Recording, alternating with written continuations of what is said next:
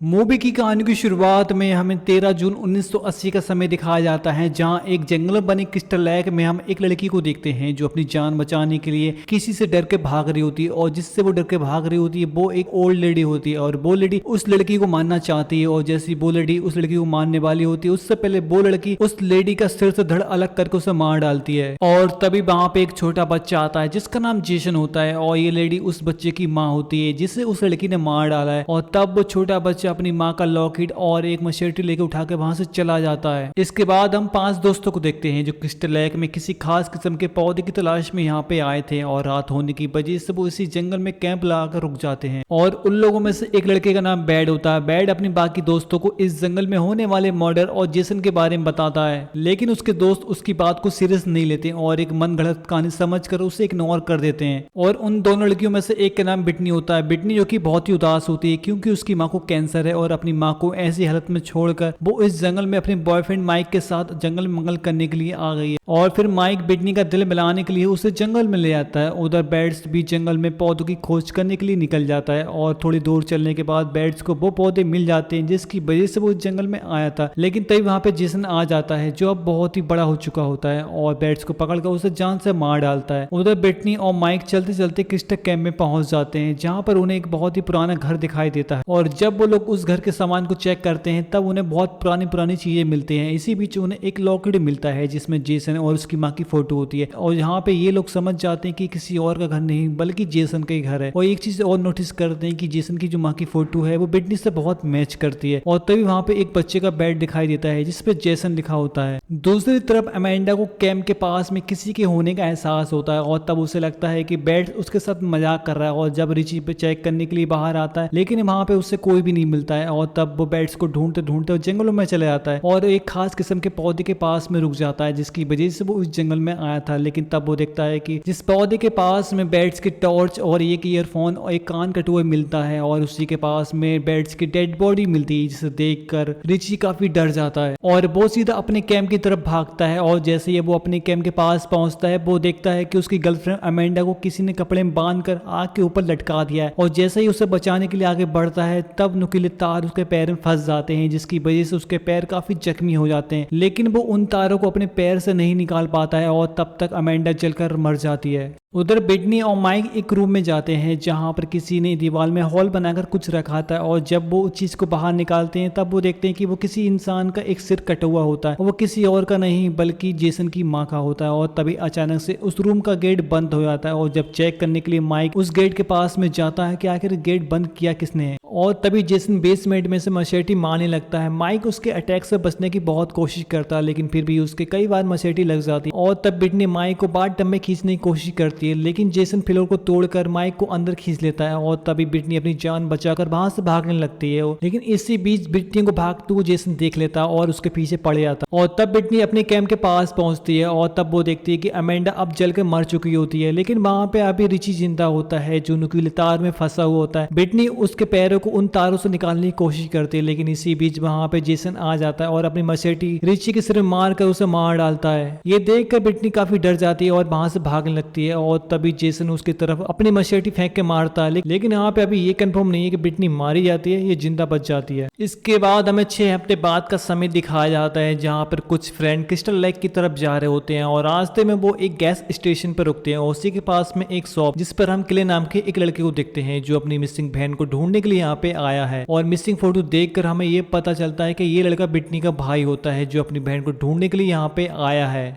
और उसी के पीछे एक ट्रेंड नाम का लड़का भी होता है जो क्ले को ताना मारता है क्योंकि क्ले शॉप के काउंटर पे काफी देर से खड़ा था। और सारी चीजें खरीदने के बाद ट्रेंड अपने बाकी दोस्तों के साथ अपने सफर पे निकल जाता है। और तभी वहां पे क्ले के पास में एक पुलिस ऑफिसर आता है जो बिटनी का केस सॉल्व कर रहा होता है। लेकिन अभी तक उस पुलिस ऑफिसर को बिटनी के बारे में कोई भी सबूत हाथ नहीं लगा है। और तब वो क्ले को बताते कि मुझे लगता है कि बिटनी किसी लड़के के साथ भाग गई, लेकिन वो कहता है कि नहीं, मेरी बहन ऐसी नहीं थी। इसके बाद वो एक घर में जाता है जहाँ पर वो एक बूढ़ी औरत से मिलता है और तब वो बूढ़ी औरत किले को बताते कि अब तुम्हारी बहन मर चुकी है और जो भी इस क्रिस्टल लेक में आता है वो दोबारा जिंदा वापस बचकर नहीं जा पाता है और हम सब जहाँ पे शांति से रहना चाहते हैं। और वो भी बस इतना कहकर वो दरवाजा बंद कर लेती है। इसके बाद क्ले एक गैराज में जाता है, लेकिन यहाँ पे भी उसे मायूसी के अलावा कुछ भी हाथ नहीं लगता है। दूसरी तरफ ट्रेंट जो अपने दोस्तों के साथ फार्म हाउस पहुंचकर पार्टी करने लगा, और उधर उस गैराज में काम करने वाले आदमी को किसी की आवाज सुनाई पड़ती है, और जब वो उस आवाज को चेक करता है तब पीछे से जेसन आ जाता है, और वो आदमी अपनी जान बचाने के लिए जेसन के फेस से उसका मास्क उतार देता है, और उसका इतना डरावना रूप देखकर वो काफी डर जाता है, और तब जेसन उसका गला काट कर मार डालता है। और जब जेसन अपना मास्क पहन रहा होता है तब उसे वहां पे एक और मास्क दिखाई देता है, जिसे पहनकर वो अपने नए शिकार के लिए निकल जाता है। उधर क्ले को जंगल में उसकी दोस्त जेना भी मिल जाती है, और थोड़ी दूर चलने के बाद उन्हें एक जीपीएस मिलता है, जिससे क्ले अपनी बैग में डाल लेता है। उधर ट्रेन के दो दोस्त जो बोटिंग करने के लिए क्रिस्टल लेक तक पहुंच जाते हैं, और जब वो बोटिंग कर रहे होते हैं तब बैलेंस बिगड़ने की वजह से वो लड़की पानी में ही गिर जाती है, और वो लड़का बोट चलाकर सीधा उस लड़की की तरफ ला रहा होता है, और तभी अचानक से एक तीर आता है जो सीधा आके उस लड़के के सिर में लग जाता है, और वहीं पे उसकी मौत हो जाती है। लेकिन वो बोट बहुत तेजी से उस लड़की की तरफ आ रही होती है, और उसके सर को टच करके वहां से निकल जाती है, लेकिन उस लड़की के सिर से बहुत ब्लीडिंग होने लगती है। और तभी वो लड़की वहां पे जेसन को देखती है, जो कि किनारे पे खड़ा होता है, और अपनी मशेटी बाहर निकाल लेता है, जिससे डरकर वो एक लकड़ी के पुल में छुप जाती है, और वहीं पे उसके पीछे करते हुए जेसन ही पहुंच जाता है। और जब जेसन वहां से जाने लगता है, और तब वो उसके सिर में मशेटी घुसाकर उसे मार डालता है। उधर क्ले और जेना जेसन घर पहुंच जाते हैं, और उसके घर की तलाशी करने लगते हैं, लेकिन वहां पे उन्हें कुछ भी नहीं मिलता है, और वो उसके घर से बाहर आ जाते हैं। और तब उन्हें रास्ते में किसी की चलने की आवाज सुनाई देती है, जिससे कि वहीं पे छुप जाते हैं, और तब वो देखते हैं कि जेसन किसी की डेड बॉडी को अपने कंधे पर डालकर ला रहा होता है, और वो उन्हीं के सामने पटक देता है। और तब जेसन को क्ले का बैग भी मिल जाता है, और जेसन बॉडी के साथ साथ क्ले के बैग को भी अपने साथ में ले जाता है। और तभी मौका पाकर क्ले और जेना वहां से भागने लगते हैं, और भागते भागते वो एक वायर से टकरा जाते हैं, जिससे कि जेसन के बेसमेंट में लाइट जल जाती है, और वहां पे एक घंटी बजने लगती है, और इसी के जरिए जेसन को ये पता चल जाता है कि यहाँ पे कोई तो आया है। और तभी उस बेसमेंट में हम ब्रिटनी को देखते हैं, जो मरी नहीं थी, क्योंकि उसकी शक्ल जेसन की माँ से मिलती है, और इसीलिए जेसन ने उसे मारा नहीं है। और तभी उस बेसमेंट में जेसन आ जाता है, और क्ले के बैग को ब्रिटनी के पास फेंक कर वहां से चला जाता है। और जब ब्रिटनी उस बैग को चेक करती है तब उसे पता चल जाता है कि उसका भाई उसे ढूंढते ढूंढते यहाँ तक पहुंच गया है। और तब उस बैग में उसे जीपीएस मिलता है, जिसे तोड़कर उसमें से पिन निकाल लेती है, और उस पिन से वो लॉक तोड़ने की कोशिश करती है। उधर क्ले और जेना को भागते हुए जेसन देख लेता है। उधर केबिन में ट्रेन के दोस्त से उसकी डैडी की चेयर टूट जाती है, जिस पर अपने दोस्त पे बहुत गुस्सा करता है। उससे कहता है मुझे कुछ नहीं पता, तुम इस चेयर को जोड़ कर दो। और जब उसका दोस्त टूल लेने के लिए टूल हाउस में जाता है, तभी इसी बीच वहां पे क्ले और जेना ही पहुंच जाते हैं, और वो पुलिस को कॉल कर देते हैं। और ट्रेन का वो दोस्त जो टूल लेने के लिए टूल हाउस में गया था, वो वहां पे बास्केटबॉल खेल रहा होता है, और तब वहां पे जेसन आता है और उसे पकड़ कर उसे मार डालता है। और तभी उतनी ही देर में उधर केबिन में लाइट भाग जाती है, और तभी ट्रेन का दूसरा दोस्त लॉरेंस जो अपने फ्रेंड को ढूंढने के लिए टूल हाउस में जाता है, जो टूल लेने के लिए वहां पे गया था, और तब वहां पे पहुंचता है, और फिर वो अपने दोस्त को ढूंढने लगता है। और तब अचानक से उसके पीछे जेसन आके खड़ा हो जाता है, और जैसे ही जेसन लॉरेंस को पकड़ने की कोशिश करता है, लेकिन वो उसके हाथ में नहीं आता, और वो वहां से भाग जाता है। और फिर जेसन एक हैचेट उठाकर लॉरेंस की तरफ फेंकता है, और वो सीधे जाकर लॉरेंस की कमर में लग जाती है, और वो हेल्प के लिए चिल्लाता है। और उसकी ये आवाज केबिन में उसके दोस्त भी सुन लेते हैं, और जब उसकी हेल्प करने के लिए आगे बढ़ते हैं तब के लिए उन्हें रोक लेता है, कहता नहीं हम उसकी हेल्प नहीं कर सकते। और जेसन यही तो चाहता है कि हम उसकी हेल्प करने के लिए बाहर निकले, और वो हमें एक एक करके मार डाले। और जब उसे बचाने के लिए कोई नहीं आता है, वो उसे मार डालता है। और फिर ट्रेन अपनी गन लेने के लिए अपने रूम में जाता है, उससे कि पीछे पीछे उसकी जीएफ ब्री भी चली जाती है। ब्री को जेसन पकड़कर वहीं उसे मार डालता है। इसी बीच वहां पे वो पुलिस ऑफिसर वहां पहुंच जाता है, और वो उस गेट को नॉक करता है। और जैसे ही जेना उस गेट को खोलने के लिए उसके पास जाती है, उससे पहले जेसन आके उस पुलिस ऑफिसर को मार डालता है। ये देखकर वो सब लोग डर जाते हैं, और फिर वो केबिन के ऊपर चले जाते हैं, जहां पर उन्हें ब्री की डेड बॉडी टंगी हुई मिलती है। और तब लोग समझ जाते हैं कि ये जगह उनके लिए सेफ नहीं है। फिर वो उस केबिन से निकलकर बाहर आ जाते हैं, और जब ट्रेन उस पुलिस ऑफिसर गाड़ी को स्टार्ट करने की कोशिश करता है, तब जेसन उस ब्री की डेड बॉडी को उसके ऊपर गिरा देता है। ये देखकर वो लोग वहां से भागने लगते हैं। जहां क्ले जेना एक साइड भागते हैं, तो वही ट्रेन दूसरे साइड पर, और तभी ट्रेन की गन भी कहीं खो जाती है, और वो ढूंढने की बहुत कोशिश करता है, लेकिन उसकी गन नहीं मिलती है। और फिर ट्रेन वहां से निकलकर रोड पे आ जाता है, और उसकी हेल्प करने के लिए एक ट्रक भी रुक जाता है। और जैसे ही ट्रक ड्राइवर उसे अंदर बिठाने के लिए हाथ हिलाता है, तब ट्रेन के पीछे से जेसन आ जाता है, और अपनी मशेटी उसे अंदर घुसा देता है, और उसे हवा में टांग देता है, और ट्रक में लगे रॉड्स के ऊपर उसे फेंक देता है, जिससे कि वो रॉड्स उसके आर पार हो जाती हैं, और वो ट्रक ड्राइवर उसे ऐसे ही ले जाता है। उधर क्ले जेना फिर से जेसन घर तक पहुंच जाते हैं, और इस बार ब्रिटनी को किसी के होने का वहां पे एहसास होता है, और तब वो हेल्प के लिए चिल्लाती है। और उसकी आवाज सुनकर क्ले उसे बचाने के लिए बेसमेंट में चले जाता है, है और तब वो एक दूसरे को देखकर काफी खुश हो जाते हैं और तब एक हथौड़े से उसकी हथकड़ी तोड़ने लगता है और इसी बीच वहां पे जेसन आ जाता है। लेकिन जब तक जेसन उनके पास आ पाता तब तक वो हथकड़ी तोड़ के वहां से भागने लगते हैं। और जब जेसन वहां पे आता है वो देखता है कि ब्रिटनी अब उस जगह पे नहीं है। ये देखकर उसे बहुत गुस्सा आता है और फिर उन लोगों का वो पीछे करने लग जाता है और फिर उन लोगों को बाहर जाने का रास्ता ही मिल जाता है और ब्रिटनी और क्ले तो बाहर निकल जाते हैं। लेकिन जेना उस रास्ते में फंस जाती है और तब जेसन आकर उसे मार डालता है और उस बेसमेंट से बाहर जाने का रास्ता एक टूटी हुई बस में से होकर गुजरता है और फिर क्ले बाहर आ जाता है और फिर वो ब्रिटनी को वहां से निकालने की कोशिश करता है और तभी वहां पे जेसन आकर क्ले को पकड़कर उसे बस की विंडोज में दे मारता है और तब जेसन बस के अंदर जाता है। जेसन को देखकर ब्रिटनी दुख जाती है और जैसे जेसन ब्रिटनी के पास जाता है वो उसके पैर मारकर उसे बेसमेंट में ही गिरा देती है और फिर वो दोनों वहां से निकलकर एक स्टोर गैराज में चले जाते हैं जहां पर ब्रिटनी दुख जाती है और वो एक हथियार ढूंढने लगता है और फिर जेसन गैराज तक पहुंच जाता है और क्ले पर अटैक करके उसका सिर ग्लेंटर मशीन में देने की कोशिश करता है और तभी ब्रिटनी जेसन को उसके नाम से बुलाती है और जेसन को उसकी माँ का लॉकेट दिखाती है जिसे देखकर वो शांत हो जाता है और क्ले को वो छोड़ देता है और तभी क्ले मौका पाकर जेसन के गले में जंजीर डाल देता है और ब्रिटनी उस जंजीर को ग्लेंटर मशीन में फांस देती है जिससे कि अब जेसन उस ग्लेंटर मशीन में जाने लगता है। लेकिन जेसन इतना ताकतवर होता है वो अपने आप को उस ग्लेंटर मशीन में जाने से रोक लेता है और तब ब्रिटनी जेसन की मसेटी उठाकर उसी के सीने में घुसाकर उसे मार डालती है और उसकी बॉडी को वो लोग लेक में फेंक देते हैं और अब ये लोग समझ रहे थे कि अब सब कुछ खत्म हो गया। लेकिन तभी लेक में से जेसन बाहर आता है और ब्रिटनी को अंदर ले आता है और ये मूवी यहीं पे एंड हो जाती है।